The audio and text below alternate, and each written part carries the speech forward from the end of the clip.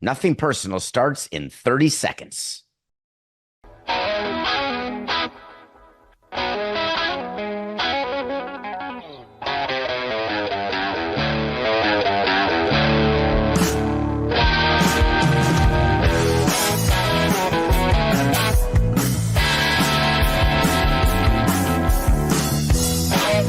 It's just business.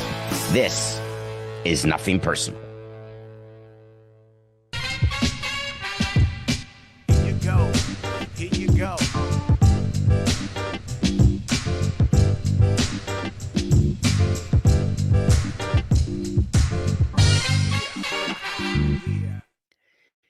Unilateral. That's the Nothing Personal word of the day. It is Wednesday, November 20th, 2024. Unilateral, as in the unilateral decision to fire Joe Douglas. Joe Douglas, the GM of the New York Jets, got his walking papers in a move that was surprising to me, and it shouldn't have been. So, of course, it's about me, and that's what I was thinking when I got the alert. Of course, Woody Johnson fired Joe Douglas. The Jets stink. They have a problem with Aaron Rodgers. He tried firing Saleh, didn't work. He either is going or not going to be an ambassador again under the Trump administration, putting the team back into the hands of Chris Johnson, who's still on the website. And check it. Go to NewYorkJets.com or Jets.com, or I don't want to say just Jets.com because maybe that's the same as Wicked.com. So I don't actually know the website.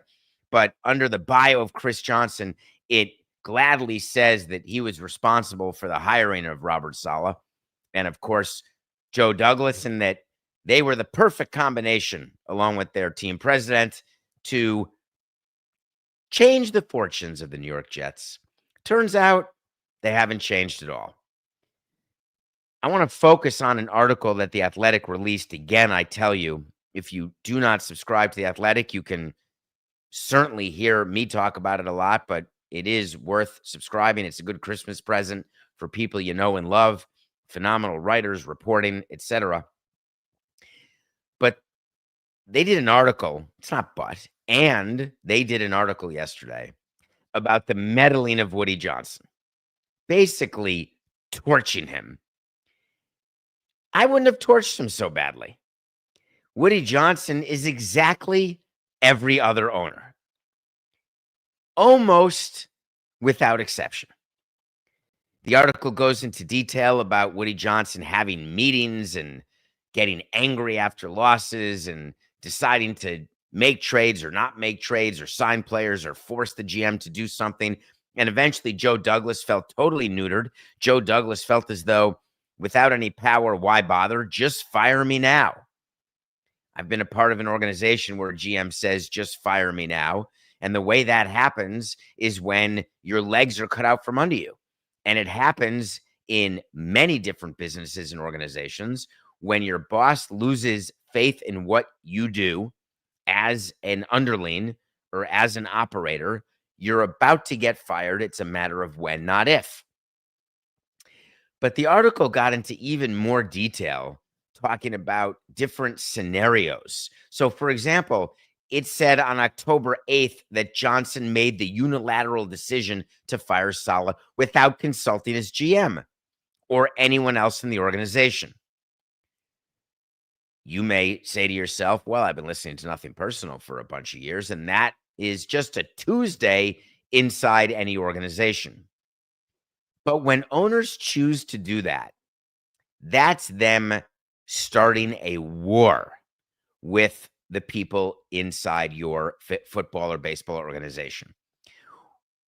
To be clear, owners are in charge and they meddle, but what they do when they're trying to work with their GM or their coach manager or their AGM or president of business ops is they give the illusion of inclusion.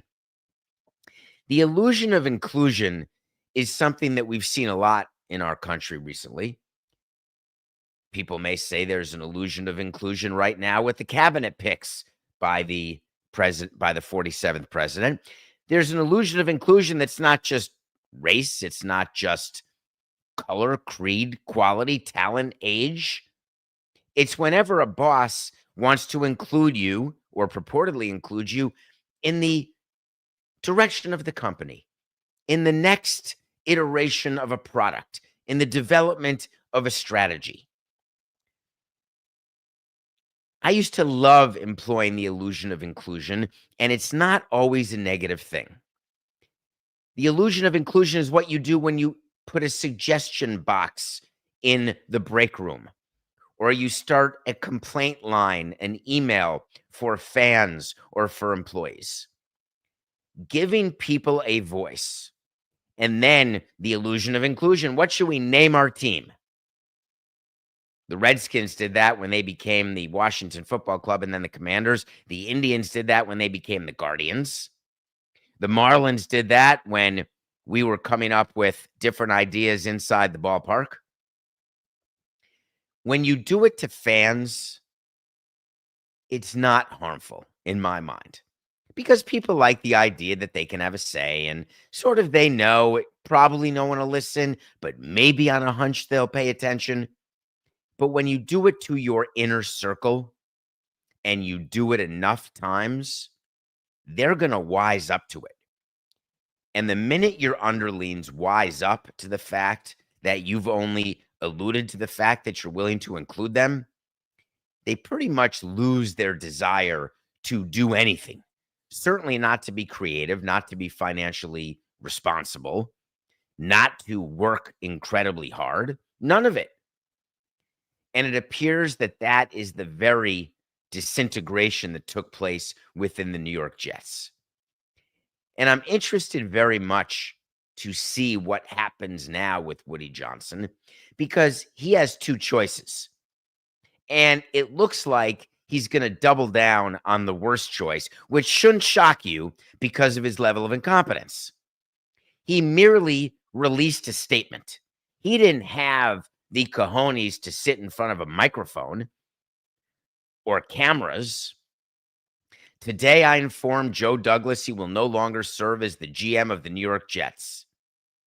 I want to thank Joe for his commitment to the Jets over the last 6 years and wish him and his family the best moving forward. Yeah. You love hearing that, don't you?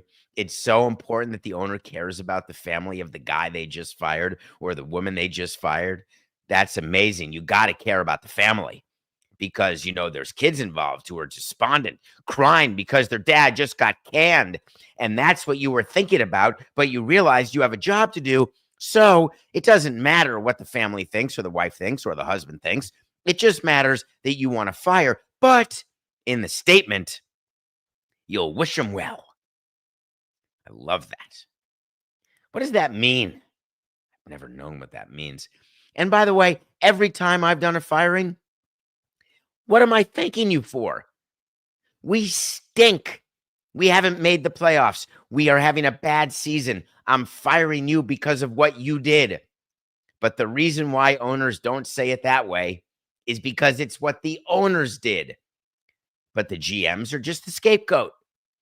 Now you're going to hear a lot of people talking about his drafts and that he drafted Garrett Wilson or Sauce Gardner. But then, of course, he drafted Zach Wilson. And he engineered a trade to bring Aaron Rodgers to the Jets. Yeah, okay. When you evaluate the job that a GM does, there's myriad ways to evaluate it. My favorite was to pay attention to things that were going on. 3 is my number. 3 levels below the GM. You have the GM, you have the assistant GM, you've got the heads of different departments, and then below that, you've got the people who do the work in the departments, the scouts, the manager of AA. They're all about 3 levels below the GM. I like talking to them, thinking about them, watching them work, because they're pretty much working without the meddling of the owner. So they're actually, in theory, just doing their jobs without interference. So I wonder whether when owners blame GMs, they're looking 3 levels down, or if they're just doing it based on emotion, based on desire to do a bait and switch. Hey, don't look over here at me. Look over there at Jolton Joe Douglas. I don't know that he'll ever be a GM again. I really don't. He probably will go in as a special counsel assistant to somebody. The real question for the new GM, and thank God we heard from Woody Johnson. Thank heavens we know this, that the Jets will begin the process to identify a new GM immediately. Thanks for telling us that, Woody, because I would have thought you would have waited a week, but you're not going to wait 7 days. You're going to go right. You're going to wake up this morning and begin the process. Who's doing it? Ira Axelrad? What's up, Ira? Here's a little message to Ira, whose name was in the article as having been in a very important meeting as Woody Johnson's assistant. Ira was our tax attorney at Proskauer Rose back in 1999 during the first transaction for our owner to buy the Expos and for me to become the executive VP. And then he left Proskauer to be an assistant or the tax guy. He's the tax guy for Woody Johnson. Of course, Woody Johnson would need a tax guy. And it's just funny that he's in the article as having been in that very important meeting. It's pretty good. That was the meeting on September 29th, Coca, when the Jets lost to the Broncos. And all of a sudden, Woody Johnson gets into a meeting and he talks to Saleh and Nathaniel Hackett. He's like, what happened? How come we lost 10-9? Who didn't do their job? Bench Aaron Rodgers. I spent so much time having meetings like that. They're useless. How could we not get more than 2 hits off this bum? Well, we got outpitched today. Let's fire somebody.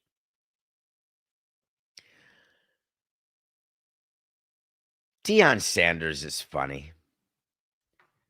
Deion Sanders, and Sarah's with us today, and Sarah's got the con. Is it when you're in a submarine and you say you've got the con or on a ship, is it the con or the com? Sarah, do you know the difference? Comms, so it's comms like communication. I always heard it like got the con. I don't know what that meant. Sarah's got the con today. She just said, all right, get to Deion. And so we shall. Deion Sanders is the coach of the Colorado Buffaloes. We have a wait to see that Deion Sanders will not be coaching Colorado in 2025, that he'd move on to either another college or to the NFL. Apparently, Michael Irvin is pitching Jerry Jones, and that goes very well. I always picture Jerry Jones as more of a catcher than a pitcher in terms of the way he makes decisions. He's looking out at the whole field, putting his fingers down and saying, do this. I don't think that Michael Irvin really will have say. But I just figure that Deion Sanders would realize that he's got a chance, even though he got $30 million or $29.5 million over 5 years from Colorado. The assumption is he could enter the NFL and get more because his star has risen, because the Buffaloes are doing so well. And Deion Sanders did yesterday exactly what I would expect prime time to do when he's trying to maximize his own value. He came out and he dropped a kickstand on us. He said, I'm happy where I'm at, man. I've got a kickstand down. You know what a kickstand is? Yeah.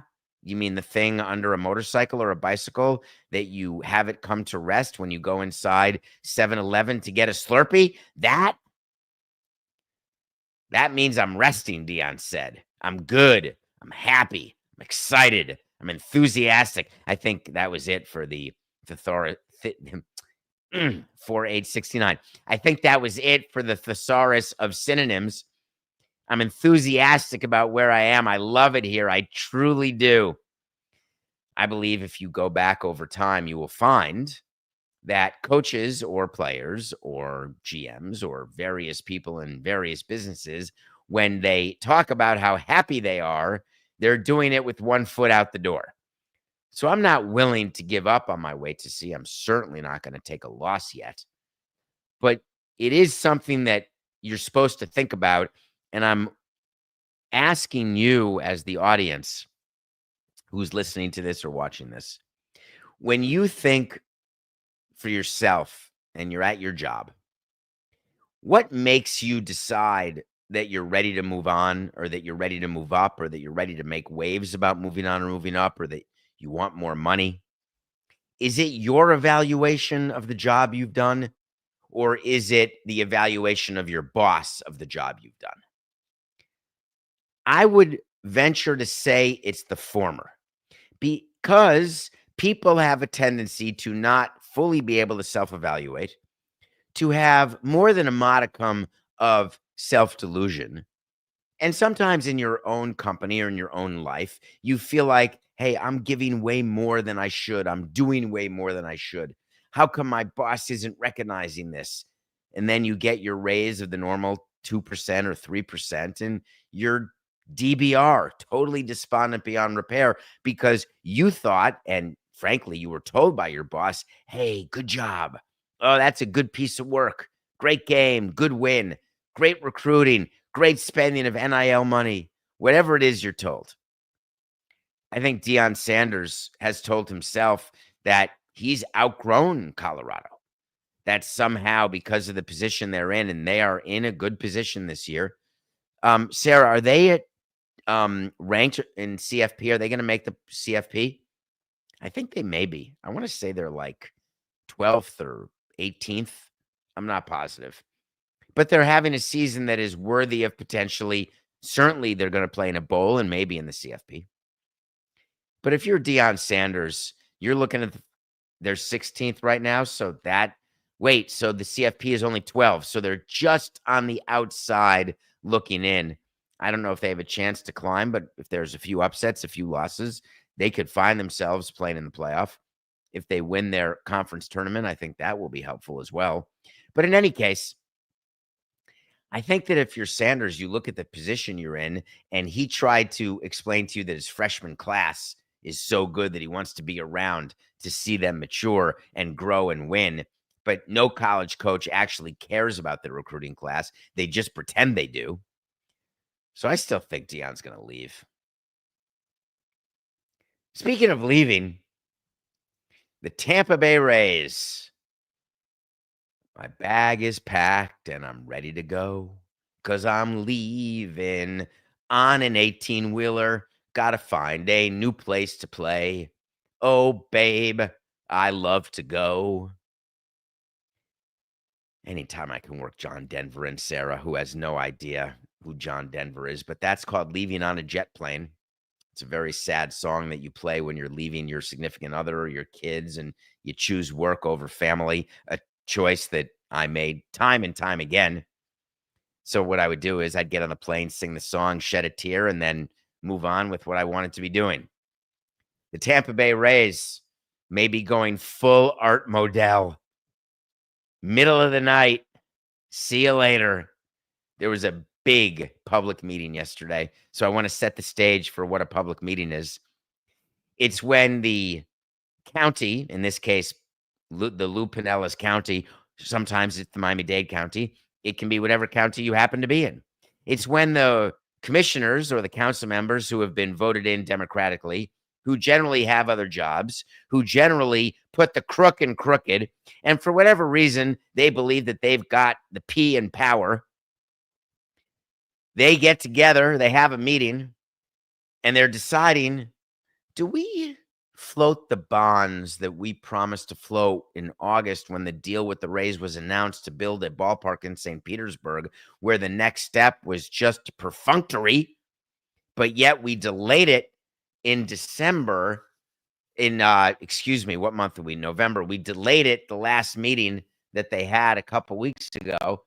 So let's meet again and put it on the agenda. Now, when we have a meeting, we have to open it to the public, and we have to allow public comment. Public comments were always my favorite during these meetings, and I did scores of county meetings, sitting there listening to the public talk while knowing that everyone, including every commissioner, was ignoring everything anyone said publicly. And I don't mean to impugn your effort, Billy Corbin, or anyone else who used their constitutional right, that's a stretch, to be able to address these council meetings.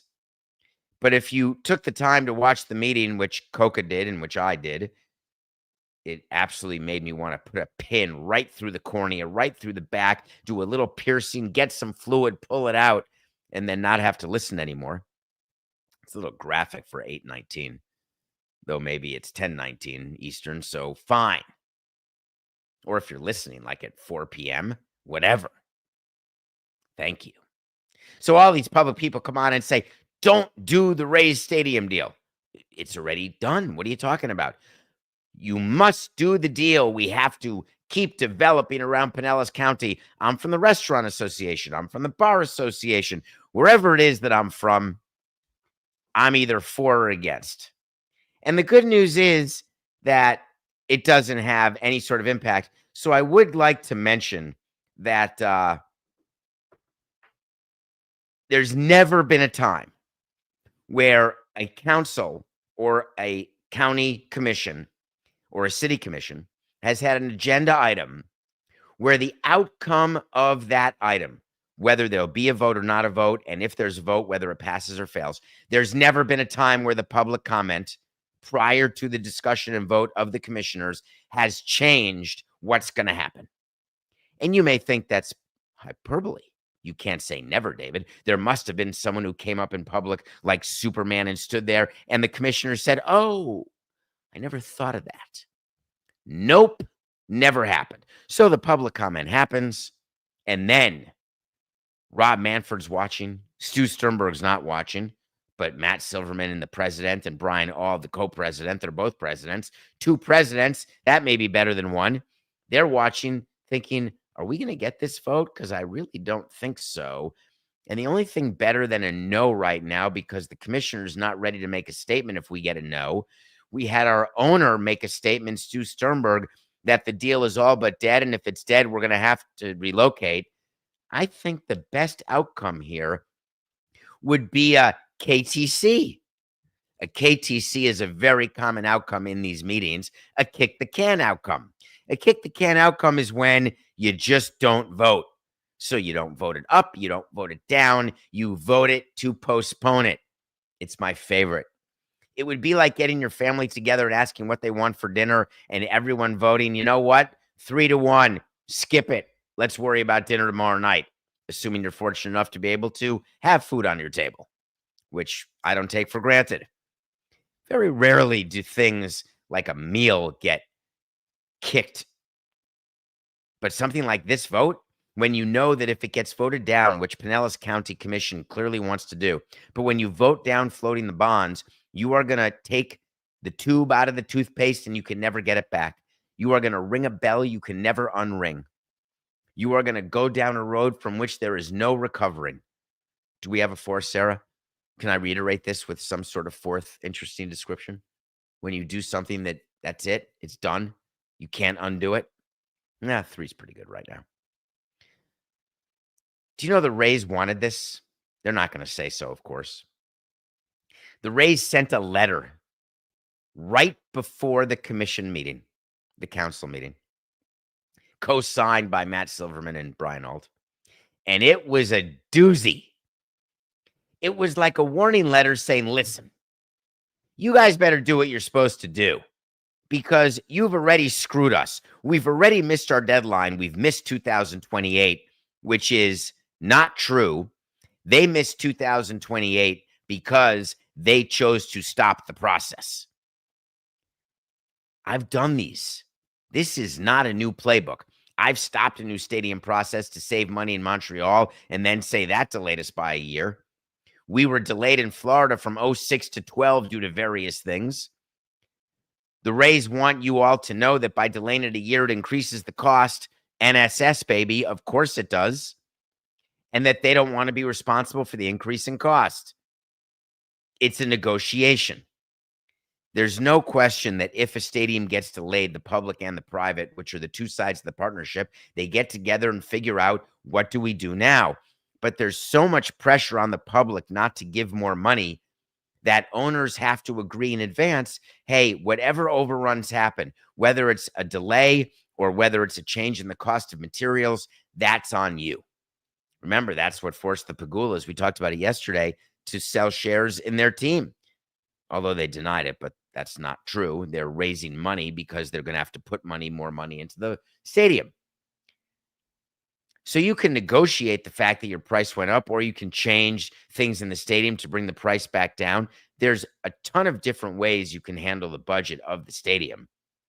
But to write a letter to the council right before basically saying that your actions are what did this, when you know very well it was not just their actions, because you know very well what state you were in terms of the new stadium. And then you try to appeal to the heartstrings of the people. The Rays said a lot of people were going to move to Pinellas County to build this ballpark, and now they're not. It's totally disrupted their lives. They're talking about like people who are helping with construction, some engineers, etc. Give me a break. None of that is dispositive when a council is deciding what to do. So they voted 6-1, snip, snap, that they are going to delay the vote until the middle of December. Well, I've got a news flash for you. They're going to have to delay it past the middle of December. And the reason I say that is there's not enough time between now and then for the Rays and the two commissioners who are now no votes, meaning it's 4-3 against. There is no way for them to convince the noes to become yeses, especially because the Rays don't want the yeses. You may think I'm crazy, but I'm right. The Rays were hoping not for a delay of the vote. No KTC, no. The Rays wanted the no vote. The Rays wanted to be able to look at baseball and say, hey, I don't have a deal in St. Petersburg. I got to get a new stadium somewhere else, which means I need permission to seek relocation. Because make no mistake, that's the next step here. Once this vote doesn't happen, and the true deadline passes to lose 2028, the next way to exert pressure on Pinellas County and the Tampa region is to seek relocation. It's the next page in the playbook. That page doesn't often work, but anymore, it used to work fantastically, might I add, but it's still used.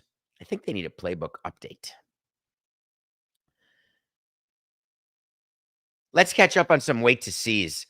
Go on to davidsamsonpodcast.com, please, and you can see all of these Nothing Personal episodes.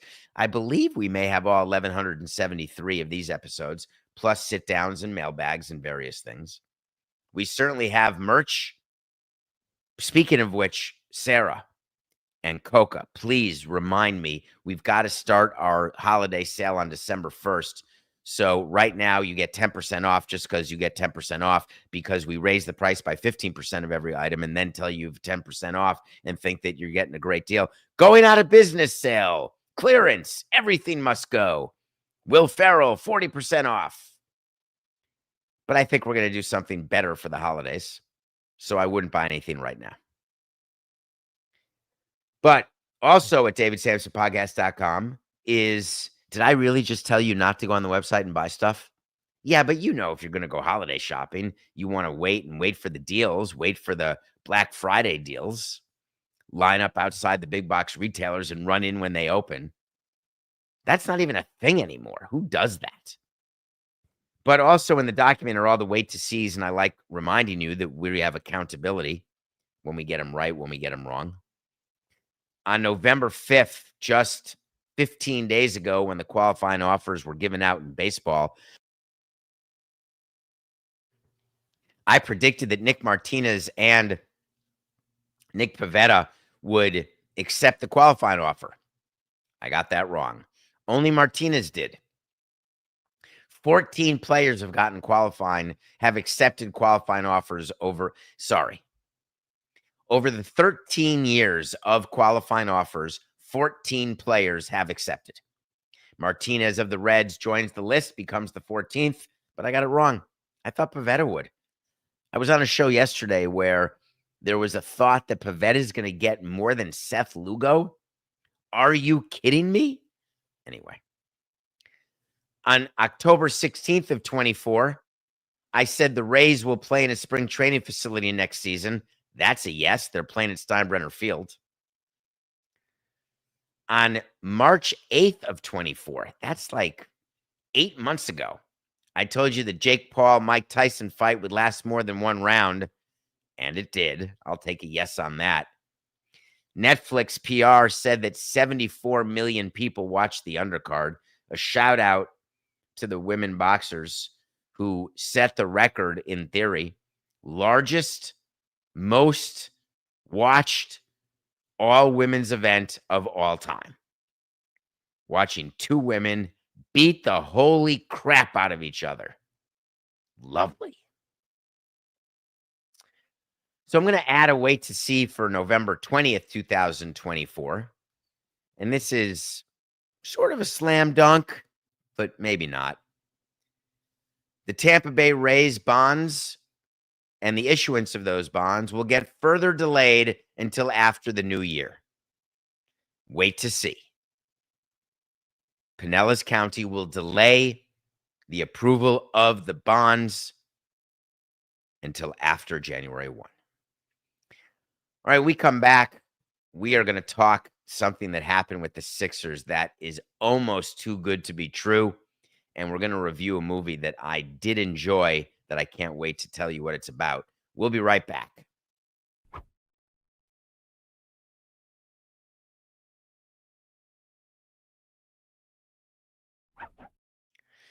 Welcome back to Nothing Personal. It's David Sampson.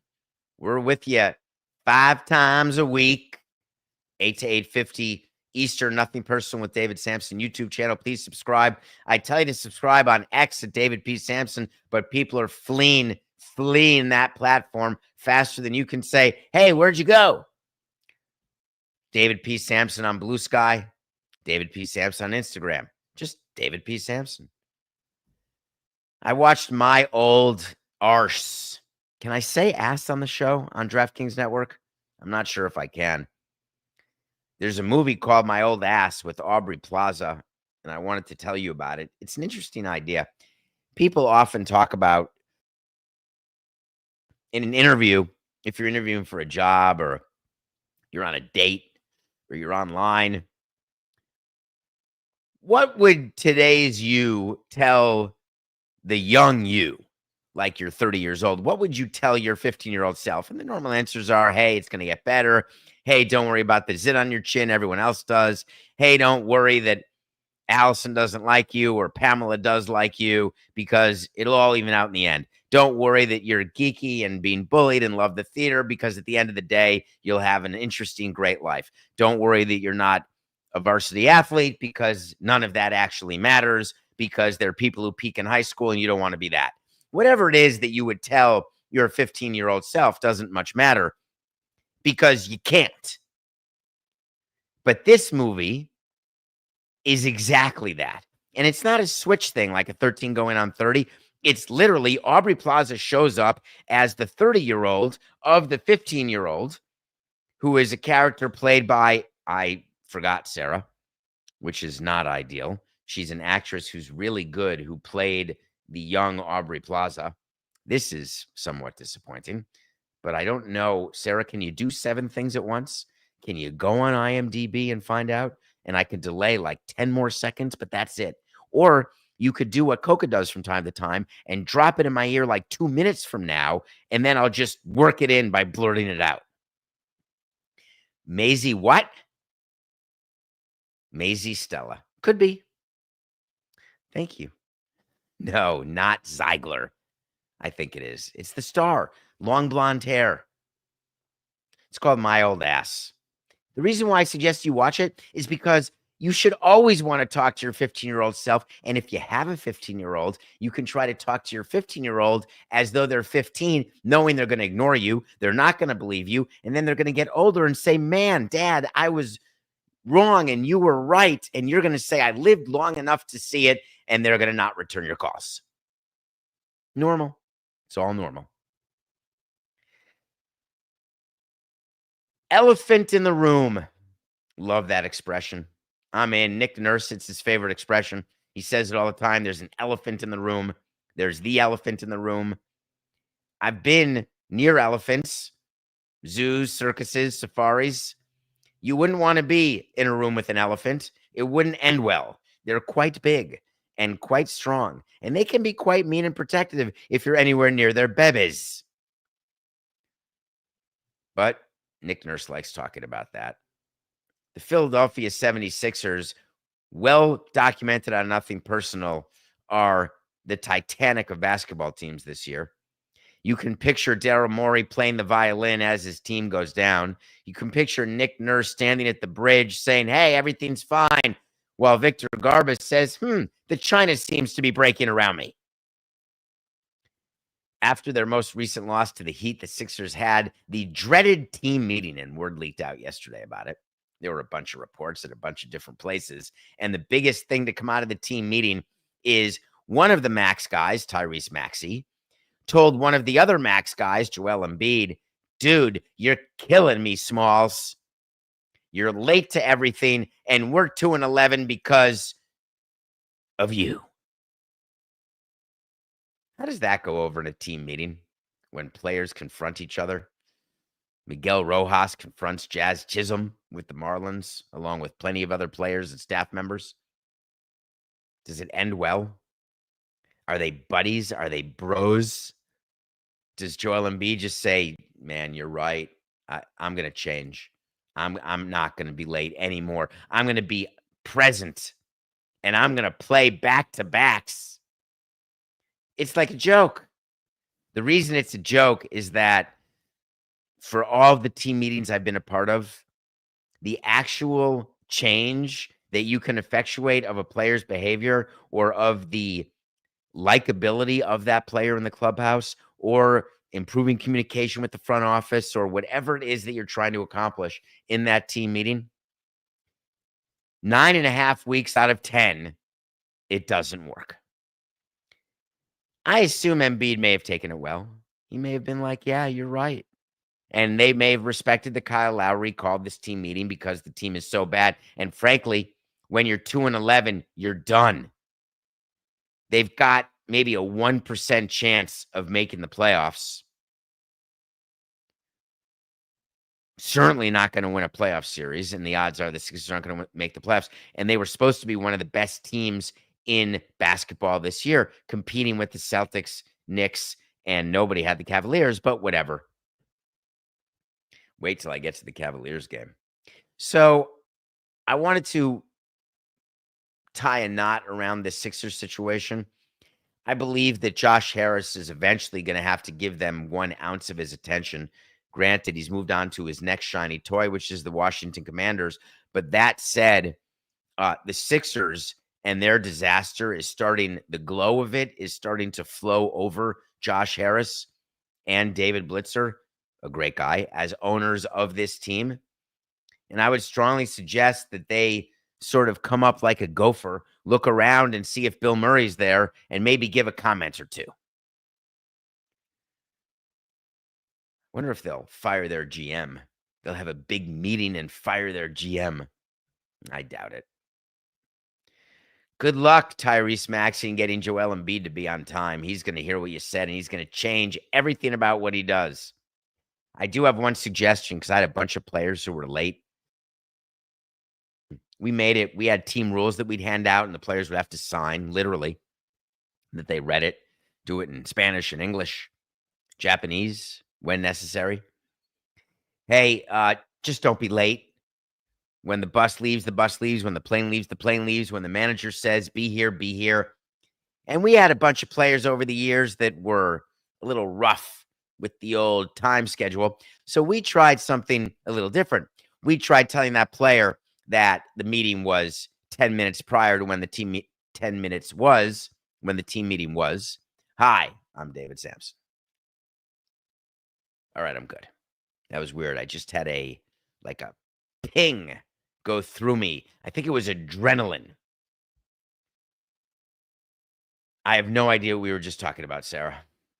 I lost my train of thought completely. Players being late. Thank you.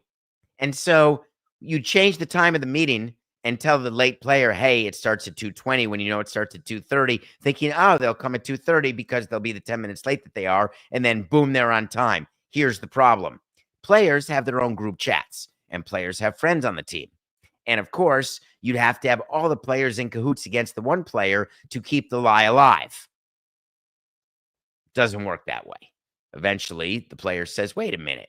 You're not giving me up-to-date info. Now I'm going to come 20 minutes late. I'll show you. The Sixers.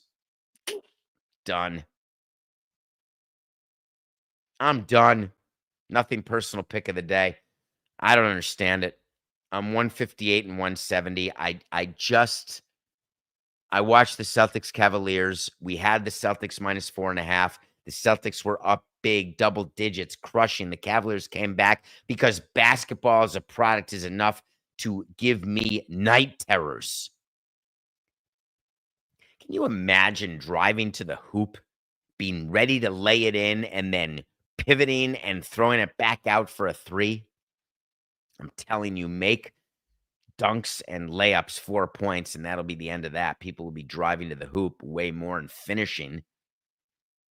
The Celtics are up 120, 115. The game's over. We're going to cover. We're going to win. And for whatever reason, the Cavs go down the court. The Celtics sort of defend it. They miss a three. The Celtics sort of try to rebound. They don't. And the Cavs put up a meaningless, uncontested layup with 0.01 seconds left. And I went full Blutarski. I went crazy. So the Cavs lost 120, 117, and they cover on what is such a bad beat that where's the pleasure in the bad beat? I want to be, who had the Cavs last night? Raise your hands if you're in the chat. Who's basically, what's the word when you're going against my picks? Fading. Thank you, Sarah. For those of you fading my picks, did you have the Cavs last night and you were like in heaven? Absolutely furious. We're going to try again, though, because we don't give up. The Suns are getting 5.5 points from the New York Knickerbockers. Now, you may be saying the Suns don't have Kevin Durant, and I may be saying it doesn't matter. And you may be saying I'm taking the Knicks, and I may be saying there's a decent percentage. New York is one of our biggest cities, and so generally people bet with their heart. Their Knicks fans are going to bet the Knicks. And now you've got triple the reason. Wouldn't the ultimate irony be that this is the day that I start the comeback? And I only have a little over a month to go 12 over 500 because I have a wait to see that I'll finish the season above 500 and plus units. NCTP, baby. Congratulations, Pat Murphy and Stephen Vogt. You are the managers of the year. I looked at the National League where Murphy won manager of the year. He should have. The Brewers were fantastic. For all of the Milwaukee people out there, how awesome is that? Trade Corbin Burns. Let Craig Counsell go. Be so despondent that he left Milwaukee for Chicago that you have all this insecurity. Bring in this teddy bear of a guy, long-time baseball man, Pat Murphy. Have no pitching whatsoever. Have one of the best rookies you'll see in Jackson Churia. And then watch your manager win manager of the year. I love it. I couldn't have been happier for him. I am slightly upset that Dave Roberts only got 3 third-place votes. I get that we penalize. I've got a funny story for you. I have a friend who's a coach of a team that is very, very bad, was very, very bad. And they won Coach of the Year with a losing record because you did a lot with nothing. And when you outperform your expectations, you outkick your coverage, you go full Eddie the Eagle, and you're so far over your skis that somehow you land it and accomplish something, you tend to get recognized with accolades. The thing about the Brewers, though, is that they ran away with their division. Murphy would have been the manager of the year with 81 games won because the Brewers, even playing 500 ball with what they did, no one expected it. And given that, Dave Roberts can never win manager of the year because of his payroll, because it's the Dodgers, because they always win, because they're always in the playoffs. It means that when you do it, you were supposed to do it. And the rewards come from doing something you weren't supposed to do. And I take umbrage with that concept. Why do you have to outperform mediocre expectations, a low bar, to win some sort of award like that? What if you have a super high bar and you still get over it. Isn't that just as good? Dave Roberts crushed it this year, had home field advantage in the World Series, had more pitching injuries than Driveline, and guess what? 3 third-place votes. It's outrageous. It is rare that 2 first-time managers win. Stephen Vogt was playing in 2022. How crazy is that? There's a thing going on in baseball that makes people despondent. There's a bunch of longtime coaches who have been around forever who are just waiting for their turn. And now all of a sudden you bring in people who've never done it before. Stephen Vogt's an example. Aaron Boone was an example. No managing experience whatsoever. And then all of a sudden they're managing. Well, Stephen Vogt proved everyone wrong. He won Manager of the Year because the Guardians were a juggernaut, an amazing team, and they got managed really well. The bullpen got managed well. All things that managers have to do under the thumb of the front office. Vogt did it. Congratulations to the 2 managers of the year. I'm going to be away on Friday and Monday, and we will have shows. Take a look and wait for some Samson sit-downs. We have a great show with Tim Matheson, who is promoting his new book called Damn Glad to Meet You. Can't wait for you to hear that episode this coming Friday, 2 days from now. Next Monday, it's a show with Bob Costas, and spoiler alert, with Dan Lebitard as well. The 3 of us sit down and have a conversation. You are going to love these 2 shows. I'm super excited for you. And we'll be back again live Tuesday, Wednesday before Thanksgiving. The reason that I'm going to miss it is that it's that time of year again where I'm lucky enough, and I agree with my absolute luck and fortune. I'm going to the Davis Cup Finals in Malaga, Spain. Malaga. And we thought we'd see Nadal because Nadal was going to retire at the end of the Davis Cup. Now, we agreed to go to the Davis Cup way before this was going to be Nadal's last tournament. But then when we heard it was Nadal's last tournament, our expectations went through the roof. We're going to get to see Nadal. It's going to be in Spain. It's going to be insane. And then, out of nowhere, Netherlands eliminated Spain in the Davis Cup last night in the quarterfinals, marking the end of Rafa Nadal's career. It's done. No match on Sunday, no match, semifinal match on Friday. He goes out losing a match to like the 80th ranked Netherlander. Sort of a tough way to go. Doesn't change one thing about his career. 14 French Opens. Part of the 3 legs of the tripod, Djokovic, Federer, and Nadal. In my lifetime, I have not and will never see again a threesome like that, other than for $9.99. And my point is that even when you have an event planned, which I did, and you have these amazing expectations for it, do you remember what we talked about before the show and during the show? As part of the show, when you set the bar in certain places, and if you set it too high, it's hard to get over it. And then when you don't get over it, you feel disappointed. But when you set it too low and you get over it, you're like, wow, I merely had to take a tiny little step. I barely had to have my feet leave the ground.